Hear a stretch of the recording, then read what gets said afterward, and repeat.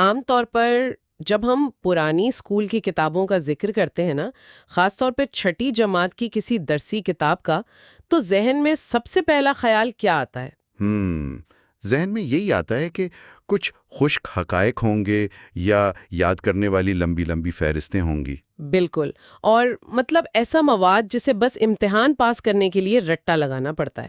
ہم سب نے تو یہی سوچ رکھا ہے نا کہ درسی کتابیں کافی سیدھی اور سچ پوچھیں تو تھوڑی بورنگ سی ہوتی ہیں۔ جی ہاں، یہ ایک بہت ہی عام تاثر ہے۔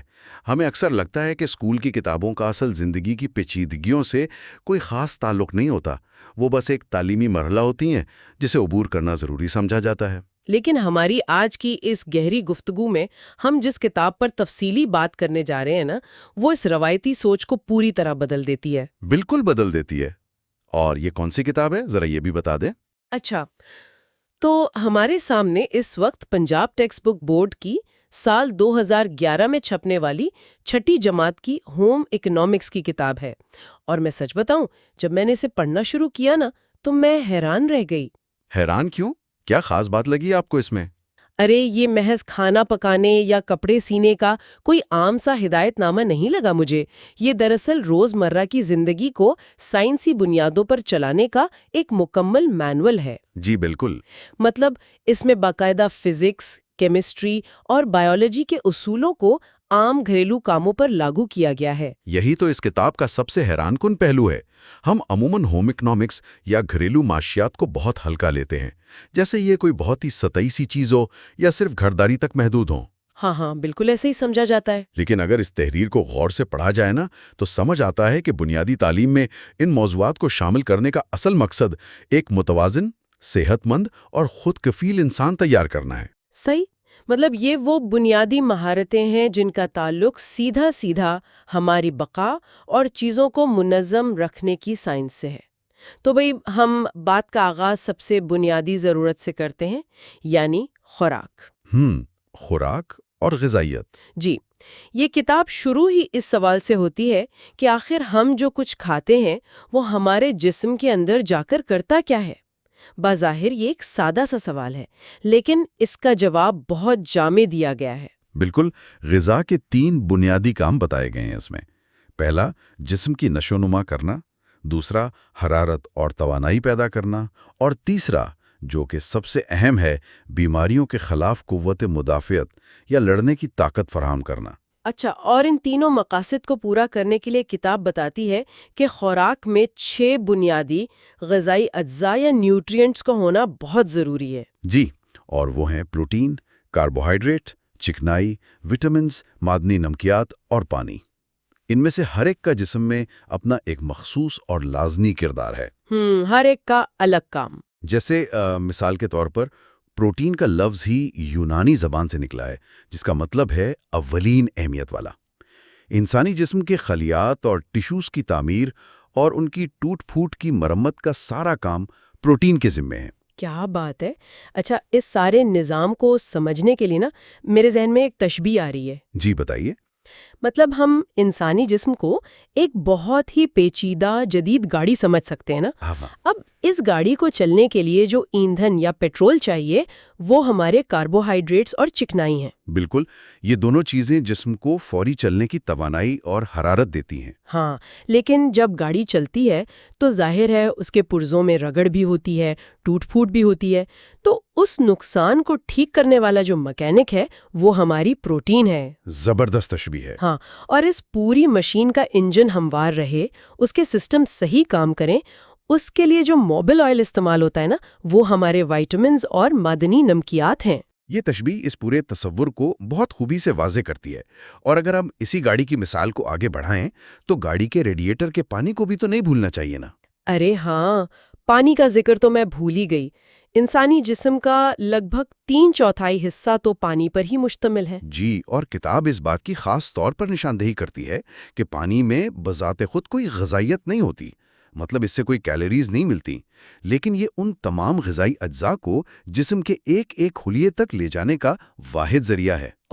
یعنی یہ ٹرانسپورٹ سسٹم ہے۔ بالکل، اور اس کے ساتھ ساتھ جسم کے درجہ حرارت کو پسینے کے ذریعے کنٹرول کرنا بھی تو پانی کا ہی کام ہے۔ اسی لیے جب متوازن غذا کی بات ہوتی ہے تو اس کا مطلب یہی ہوتا ہے کہ ان 6 اجزاء کو مناسب مقدار میں جسم تک پہنچایا جائے۔ صحیح۔ تو بھئی غذائی اجزاء کی اس سائنس کو سمجھنے کے بعد اب ہم ایک ایسی غذا کی طرف آتے ہیں جو ہر گھر کے کچن میں موجود ہوتی ہے، جسے ہم روزمرہ کھاتے ہیں، اور وہ ہے انڈا۔ انڈا، جسے اس کتاب میں ایک مکمل غذا کہا گیا ہے۔ جی ہاں، اس میں وٹامن سی کے علاوہ وہ تمام غذائی اجزاء موجود ہیں جن کی ہم نے ابھی بات کی۔ ایک اوسط سائز کا انڈا روزمرہ کی پروٹین کی ضرورت کا 10واں حصہ اکیلے ہی پورا کر دیتا ہے۔ اور اس کی سفیدی کے اندر خالص پروٹین ہے، جبکہ زردی کے اندر چکنائی، وٹامن اے، ڈی اور فولاد موجود ہے۔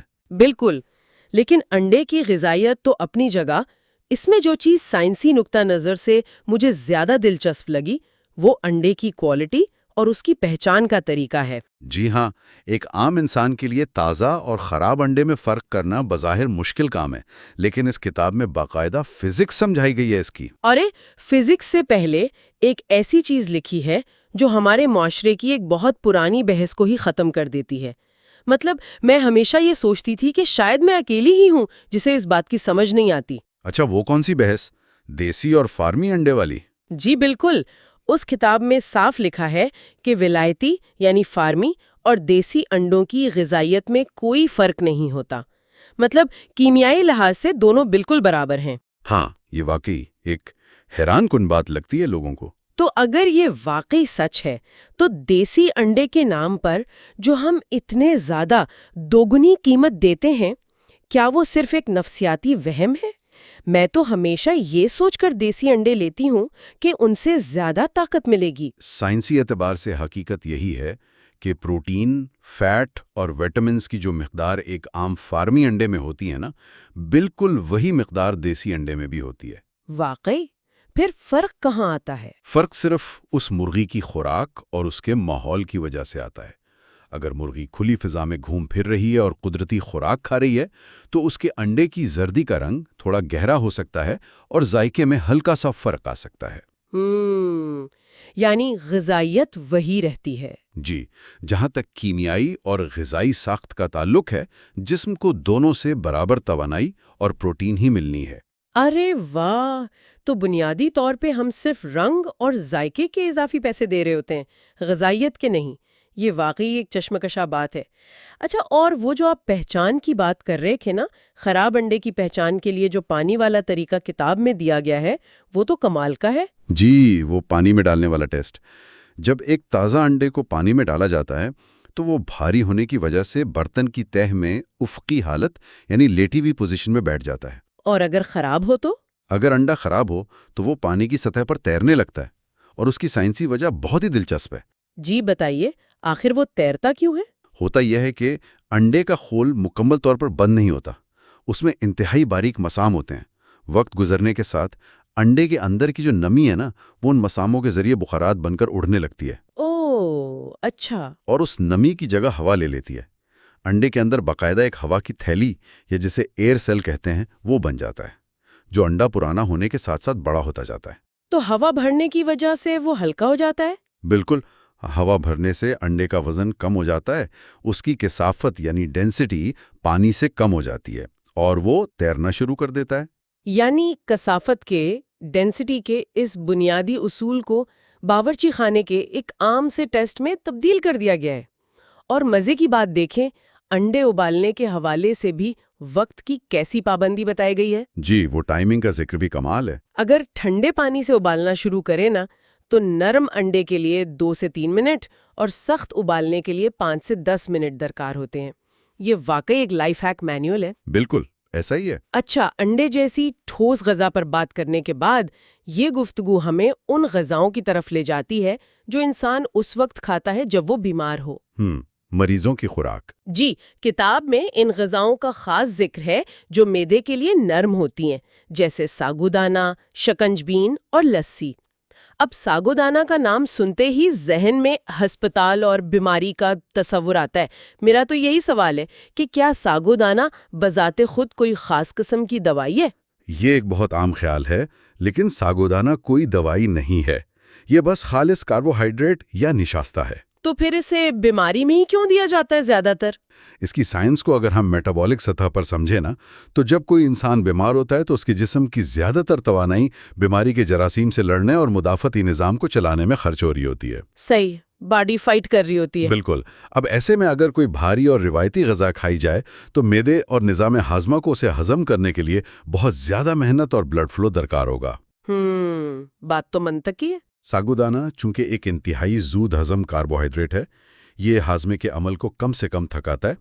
یہ بہت جلد خون میں شامل ہو جاتا ہے اور جسم کو وہ فوری توانائی فراہم کرتا ہے جو اسے بیماری سے لڑنے کے لیے چاہیے۔ اوہ، تو چونکہ ساگودانہ میں خود کوئی پروٹین یا دیگر اجزاء نہیں ہوتے، اس لیے اسے دودھ میں پکایا جاتا ہے تاکہ دودھ کی پروٹین مل کر اسے ایک مکمل اور طاقتور غذا بنا دے۔ جی بالکل، یہی وجہ ہے اس کی۔ یہ تو واقعی ہاضمے کا ایک سمارٹ ہیک ہے کہ معدے پر بوجھ ڈالے بغیر جسم کو توانائی پہنچائی جائے، اور بالکل اسی طرح گرمیوں اور نکاہت کے لیے لیمو کی شکنجبین کا ذکر ہے۔ لیمو جو کہ وائٹامن سی کا بہترین ذریعہ ہے۔ جی ہاں، اور وائٹامن سی ہی وہ چیز ہے جو قوت مدافعت کو مضبوط کرتی ہے۔ اس میں لیمو کی اقسام بھی بتائی گئی ہیں، یورپین اور کاغذی لیمو، اور یہ کہ کاغذی لیمو کا چھلکا پتلا ہوتا ہے اور اس میں رس زیادہ ہوتا ہے۔ اور پھر لسی اور دہی کے رائتے کی بات آتی ہے، جس میں غذائیت کے ساتھ ساتھ گرمیوں کی فراحت بھی ہے۔ دہی کی سائنس بھی جاننے والی ہے۔ ہاں، وہ کیسے؟ دہی میں ایسا کیا خاص ہے؟ دودھ جب دہی میں تبدیل ہوتا ہے تو اس میں دودھ کے تمام اجزاء، مطلب پروٹین، کیلشیم اور وٹامنز تو موجود رہتے ہیں، لیکن فرمنٹیشن یعنی خمیر اٹھنے کے عمل کی وجہ سے یہ دودھ کی نسبت بہت جلد ہضم ہو جاتا ہے۔ اچھا، یعنی بیکٹیریا ہاضمے کا کام آسان کر دیتے ہیں۔ جی بالکل، دہی کے اندر موجود بیکٹیریا دودھ کی شوگر کو توڑ دیتے ہیں، اور جب دہی میں سبزیاں ڈال کر رائتا بنایا جاتا ہے نا، تو دراصل ایک ہی پیالے میں پروٹین، کاربوہائیڈریٹس، معدنیات اور وٹامنز کا ایک متوازن امتزاج تیار ہو جاتا ہے۔ کیا زبردست بات ہے۔ اچھا، خوراک کی تیاری کے بعد یہ تحریر ہمیں ایک قدم اور آگے لے جاتی ہے، یعنی پریزنٹیشن یا خوراک کو پیش کرنے کے آداب کی طرف۔ دسترخوان کی سجاوٹ۔ جی، اور یہاں ایک ایسا پہلو ہے جس پر مجھے لگتا ہے کہ تھوڑی بحث ہونی چاہیے۔ وہ کیا؟ مطلب سینڈوچ اور سیلڈ بنانے کے طریقوں پر بات کرتے ہوئے ڈبل روٹی کے کنارے کاٹنے، اسے مختلف شکلوں جیسے تکون یا چوکور میں کاٹنے کی ہدایات دی گئی ہیں۔ پھر سیلڈ والے حصے میں تو باقاعدہ تصویریں بنا کر سمجھایا گیا ہے کہ مولی، ٹماٹر اور کھیرے کو کس طرح چھیل کر پھولوں کی شکل دینی ہے۔ جی ہاں، کتاب میں اس پر کافی زور دیا گیا ہے۔ اب یہاں میرا ایک منطقی سوال پیدا ہوتا ہے کہ کیا کھیرے کو گول کاٹنے کے بجائے اتنی محنت کر کے پھول کی شکل میں کاٹنے سے اس کے وائٹامنز میں کوئی اضافہ ہو جاتا ہے؟ مطلب اس ظاہری سجاوٹ پر اتنی توجہ کیوں دی گئی ہے بھائی؟ بظاہر یہ ایک غیر ضروری فنکاری لگ سکتی ہے، لیکن اگر اسے انسانی فزیولوجی اور ہاضمے کے نظام کے زاویے سے دیکھا جائے نا، تو اس کے پیچھے ٹھوس سائنسی وجہ ہے۔ سائنسی وجہ؟ وہ کیسے؟ ہوتا یہ ہے کہ بھوک صرف پیٹ سے شروع نہیں ہوتی، دماغ سے شروع ہوتی ہے۔ جب نظریں کسی دلکش، رنگین اور سلیقے سے سجی ہوئی چیز پر پڑتی ہیں جس میں ایک جمالیاتی کشش ہو، تو دماغ فوری طور پر معدے اور لعابی غدود کو سگنل بھیج دیتا ہے۔ اچھا۔ اس کے نتیجے میں منہ میں پانی آتا ہے اور معدے میں ہاضمے کی رطوبتیں بننا شروع ہو جاتی ہیں۔ کھانا جتنا دیکھنے میں اچھا لگے گا، جسم اسے ہضم کرنے کے لیے اتنا ہی بہتر طور پر تیار ہوگا۔ یہ ڈائجیشن کا پہلا مرحلہ ہے جو خوراک کے منہ میں جانے سے پہلے ہی شروع ہو جاتا ہے۔ ارے واہ، تو یہ صرف دسترخوان سجانے کا کوئی مقابلہ نہیں ہے، بلکہ یہ جسم کے ہاضمے کے نظام کا سمجھیں سوئچ آن کرنے کا طریقہ ہے۔ بالکل ایسا ہی ہے۔ یہ واقعی ایک نیا زاویہ ہے۔ اور اسی سلاد والے حصے میں مجھے ایک اور اصول ملا جو بہت ہی اہم ہے، اور سچی بات ہے شاید ہمارے ہاں اس کی سب سے زیادہ خلاف ورزی ہوتی ہے۔ کون سا اصول؟ اس میں بڑی تاکید کی گئی ہے کہ سبزیاں کاٹنے کے بعد ہرگز کسی صورت نہیں دھونی چاہیے۔ اگر دھوئیں گے تو ان کے وٹامن ضائع ہو جائیں گے۔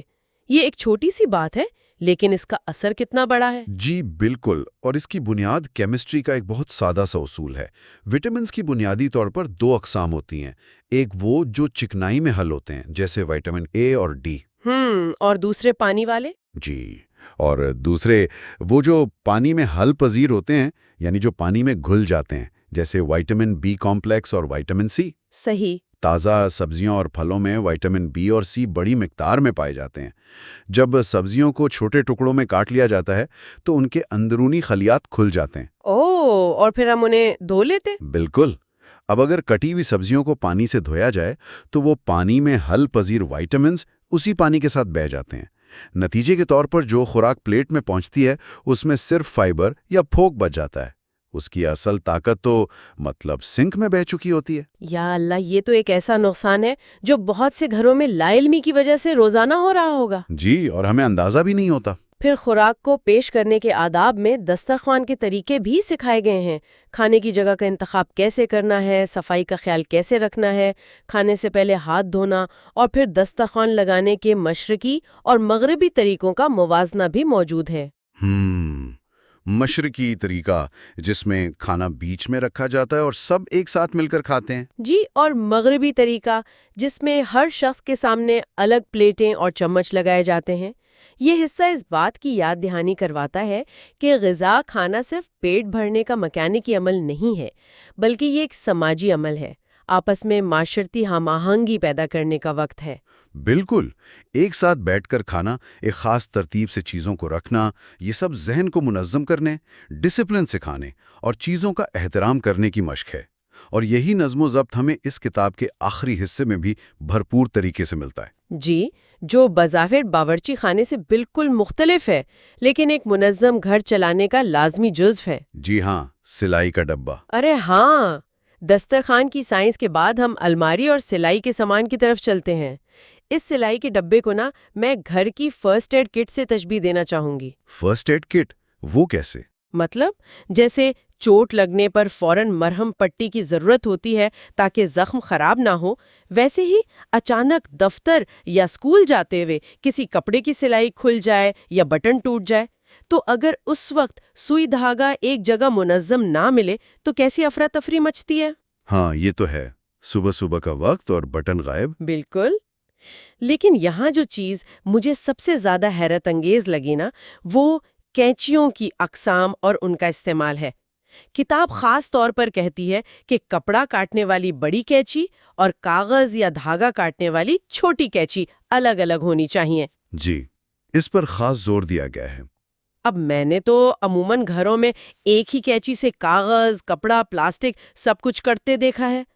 کیا کینچیوں کو الگ الگ رکھنا محض ایک کتابی اور مثالی بات ہے یا اس کے پیچھے بھی کوئی مٹیریل سائنس یا منطق ہے؟ نہیں، اس کے پیچھے ایک مکمل اور شاندار انجینئرنگ اپروچ ہے۔ یہ کوئی فرضی اصول نہیں ہے کہ کینچیاں الگ ہونی چاہیے۔ اچھا، کیا سائنس ہے اس میں؟ کاغذ بظاہر چھونے میں نرم لگتا ہے، لیکن اگر اس کی ساخت کو مائکرو لیول پر دیکھا جائے تو اس میں لکڑی کے ریشے اور کیمیکلز شامل ہوتے ہیں۔ لکڑی کے ریشے، صحیح۔ جی، تو جب کپڑا کاٹنے والی مخصوص اور تیز دھار کینچی سے کاغذ کاٹا جاتا ہے تو کاغذ کے اندر موجود لکڑی کی کثافت اور اس کی رگڑ اس کینچی کی دھار کو مائکرو لیول پر کند کر دیتی ہے۔ اس کی دھار کی جو باریکی ہوتی ہے وہ ختم ہو جاتی ہے۔ ارے تو پھر وہ کپڑا نہیں کاٹ پاتی؟ بالکل۔ اب جب اسی کند کینچی سے دوبارہ کوئی ریشمی یا سوتی کپڑا کاٹا جائے گا تو وہ کینچی کپڑے کے باریک ریشوں کو صفائی سے کاٹنے کے بجائے انہیں کھینچے گی، جس سے کپڑے کے دھاگے نکل آئیں گے اور وہ خراب کٹے گا۔ یہ تو واقعی کمال کی بات ہے۔ یعنی ایک چھوٹی سی لاپرواہی کہ کینچی کون سی استعمال کرنی ہے ہمارے کسی بھی قیمتی سوٹ کو برباد کر سکتی ہے۔ جی ہاں، بالکل۔ اور اس میں سوئیوں کے حوالے سے بھی کتنی باریک بینی سے تفصیل دی گئی ہے۔ عام سلائی کے لیے جو سوئیاں بتائی گئی ہیں انہیں شارپ سوئیاں کہا گیا ہے۔ اور موٹے کپڑوں کے لیے الگ سوئیاں ہیں؟ جی، کڑھائی کرنے یا موٹے کپڑے جیسے لحاف وغیرہ سینے کے لیے کریول سوئیاں بتائی گئی ہیں، جن کا ناکا یعنی وہ سوراخ جس میں دھاگا ڈالا جاتا ہے وہ لمبا ہوتا ہے تاکہ موٹا دھاگا آسانی سے اور بغیر رگڑ کھائے گزر سکے۔ بہت پریکٹیکل بات ہے۔ اور پھر پنوں کو محفوظ رکھنے کے لیے پن کشن کا استعمال، ہدایت دی گئی ہے کہ پنوں کو زنگ لگنے اور گم ہونے سے بچانے کے لیے انہیں استعمال کے فوراً بعد کشن میں لگا دینا چاہیے۔ اور آپ کو پتہ ہے پن کشن کا استعمال بھی سائنس اور کیمسٹری سے جڑا ہوا ہے۔ وہ کیسے بھائی؟ ہوا کے اندر نمی موجود ہوتی ہے جو دھات کو زنگ آلود کر سکتی ہے۔ جب پنوں کو ادھر ادھر ڈبے میں کھلا چھوڑ دیا جاتا ہے تو وہ آکسیڈیشن کے عمل کا شکار ہو جاتی ہیں اور ان پر زنگ لگ جاتا ہے۔ اور وہ زنگ کپڑوں پر لگ جاتا ہے پھر؟ بالکل، زنگ لگی ہوئی پن اگر کپڑے میں لگائیں گے تو وہ کپڑے پر نشان چھوڑ دے گی۔ پن کشن کے اندر عام طور پر روئی یا کوئی خاص قسم کا مواد بھرا ہوتا ہے جو ہوا کی نمی کو اپنے اندر جذب کر لیتا ہے اور پنوں کو زنگ لگنے سے بچاتا ہے۔ کیا بات ہے! یہ تمام اصول دراصل چیزوں کی عمر بڑھانے، مٹیریل کو ضائع ہونے سے بچانے اور زندگی میں نظم و ضبط پیدا کرنے کے سائنسی طریقے ہیں۔ بھائی، آج کی اس گفتگو میں ہم نے جو کچھ دیکھا اور سمجھا ہے نا، وہ واقعی آنکھیں کھول دینے والا ہے۔ جی بالکل، مجھے بھی یہی لگتا ہے۔ ہم نے دیکھا کہ پنجاب بورڈ کی 2011 کی چھٹی جماعت کی ہوم اکنامکس کی یہ کتاب محض کوئی نصابی کتاب نہیں ہے جسے پڑھ کر امتحان دیا جائے اور پھر بھول جائیں۔ ہاں، یہ تو ایک مکمل گائیڈ ہے۔ جی، یہ ہیومنٹی کو بہتر انداز میں گزارنے، وسائل کا درست استعمال کرنے، لائف ہیکس، غذائی سائنس اور گھریلو مینجمنٹ کا ایک مکمل اور مستند خزانہ ہے۔ انڈے کے تیرنے کی فزکس سے لے کر سبزیوں کے کٹنے اور دھلنے میں وٹامنز کے ضیاء کی کیمسٹری، اور پھر سوئیوں کی اقسام سے لے کر کینچیوں کی مٹیریل انجینئرنگ تک، ہر چھوٹی سے چھوٹی چیز میں ایک گہری منطق اور سائنس چھپی ہوئی ہے۔ اور میرا ماننا ہے کہ یہی وہ چیز ہے جو اس سارے مطالعے کو بامقصد بناتی ہے۔ گھریلو معاشیات کا علم دراصل روزمرہ کی زندگی پر سائنس کا عملی اطلاق ہے۔ بالکل صحیح کہا آپ نے۔ یہ ہمیں سکھاتا ہے کہ ہمارے ارد گرد موجود عام سی اشیاء دراصل کیسے کام کرتی ہیں، ان کے پیچھے کون سے طویل قوانین کار فرما ہیں، اور ہم کیسے ان قوانین کو سمجھ کر اپنی اور اپنے خاندان کی زندگی کو زیادہ سہل، محفوظ اور صحت مند بنا سکتے ہیں۔ یہ روزمرہ چیزوں کو اپنے قابو میں رکھنے کی صلاحیت کا نام ہے۔ بالکل۔ اور اس انتہائی دلچسپ اور معلوماتی بحث کے اختتام پر میں ایک ایسا خیال، ایک ایسا سوال چھوڑنا چاہتی ہوں جس پر غور کرنا ہم سب کے لیے بہت ضروری ہے۔ جی ضرور۔ ہم نے دیکھا کہ آج سے 13-14 سال پہلے ایک 12 سالہ بچے کے نصاب میں زندگی گزارنے، اپنی صحت کو برقرار رکھنے اور چیزوں کو منظم رکھنے کے یہ انتہائی بنیادی اور سائنسی اصول موجود تھے، لیکن آج کے اس جدید، تیز رفتار اور ڈیجیٹل دور میں جہاں ہم سب زیادہ تر وقت اسکرینز کے پیچھے گزارتے ہیں، ہر کام کے لیے ایپس پر انحصار کرتے ہیں، کیا ہم بطور بالغ افراد ان عملی اور دستی مہارتوں سے بہت دور نہیں ہو چکے؟ یہ ایک بہت ہی اہم سوال ہے۔ آج ہمیں دنیا بھر کی معلومات تو سیکنڈوں میں مل جاتی ہیں، لیکن کیا ہم اپنے گھر کا، اپنی خوراک کا اور اپنے روزمرہ کے چھوٹے موٹے مسائل کا ویسے ہی مؤثر طریقے سے انتظام کر سکتے ہیں جیسا اس کتاب میں بتایا گیا ہے؟ کیا آج ہمیں نئی ایپس، کوڈنگ اور جدید سافٹ ویئر سیکھنے کے ساتھ ساتھ اپنی روزمرہ زندگی کو اپنے ہی ہاتھوں سے سنوارنے اور منظم کرنے کی اس بھولی ہوئی سائنس کو دوبارہ سیکھنے کی ضرورت نہیں ہے؟ واقعی سوچنے کی بات ہے۔ کیا وہ علم جو کبھی چھٹی جماعت کے طالب علم کے لیے لازمی تھا، آج کے ڈیجیٹل دور کے انسان کے لیے ایک لازمی سروائیول گائیڈ نہیں بن گیا؟ اس سوال پر ضرور سوچیے گا۔ ہم ملیں گے ایک نئی کتاب اور نئی بحث کے ساتھ۔